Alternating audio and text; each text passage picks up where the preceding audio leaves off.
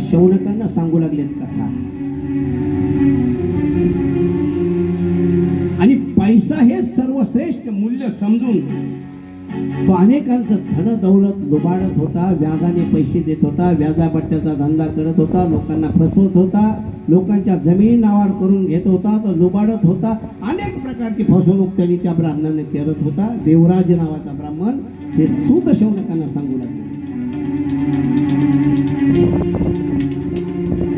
ठीक आहे ना, तुम्ही तुमचा कोणता व्यवसाय करावा, काय करावा, काय व्यवहार करावा, कोणाकडून काय घ्यावा, हे जसा त्याचा प्रश्न आहे.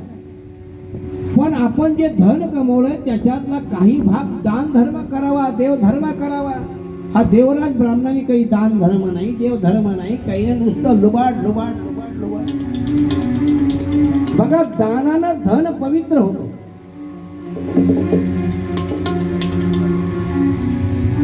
प्रत्येकाचा धन कमावण्याचा वेगवेगळा मार्ग असेल. कोणत्या मार्गाने धन कमवायचं ज्याचे त्यांनी ठरवावं. पण त्याच्यातला काही भाग, त्याच्यातला 25% भाग देवधर्मासाठी, दानधर्मासाठी खर्च जर केला तर 75% राहिलेलं धन हे पवित्र होतं. आणि मग विवेक त्या ठिकाणी नष्ट होत नाही, विवेक राहतो.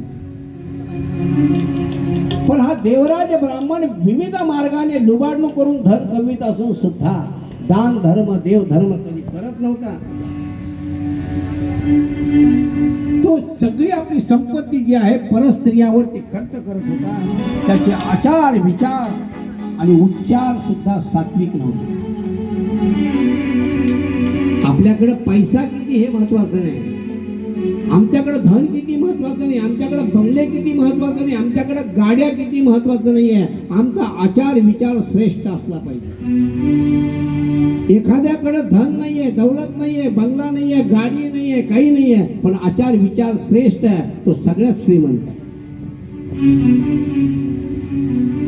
पण या देवराज ब्राह्मणाकडे सगळी संपत्ती होती, पण आचार विचार श्रेष्ठ नव्हता. एकदा हा देवराज ब्राह्मण फिरत फिरत प्रतिष्ठानपूरला आला. आणि त्या प्रतिष्ठानपूर नगरामध्ये त्याला एक शिव मंदिर दिसले. बघा, शिव महिमेचा, शिव महापुराणाचा महिमा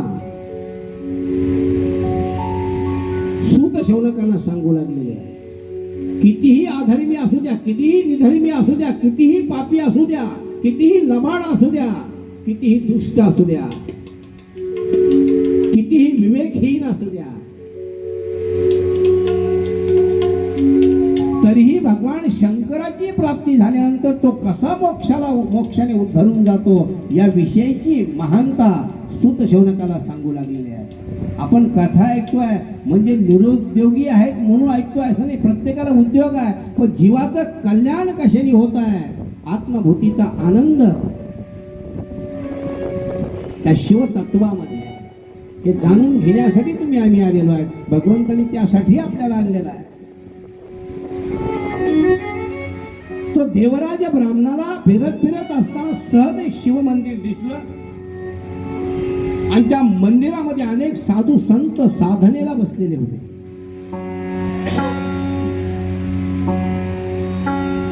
तो देवराज फिरत फिरत, आता सारखी त्यावेळेस वाहनं नव्हते ना, रेल्वे नव्हती, बस नव्हत्या, गाड्या नव्हत्या, पायी जायचं. साधू संत पायी जायचे हो, इथून तिथं तिथून तिथं वेगवेगळ्या तीर्थक्षेत्रावर. आजही काही लोकांना ज्यांना भगवंताची प्राप्ती करून घ्यायची वाहनं आणि साधन असून सुद्धा आजही पायी तीर्थयात्रा करणारे लोक आहेत, बरं नाही असं नाही. आणि त्या काळात तर साधनच नव्हतं. औरंगाबादून द्वारकेला पायी, द्वारकेहून सोमनाथला पायी, सोमनाथून औरंगाबादला पायी. असं जर तुम्हाला यात्रा सांगितली असती तर किती जण आले असते? काय आडले.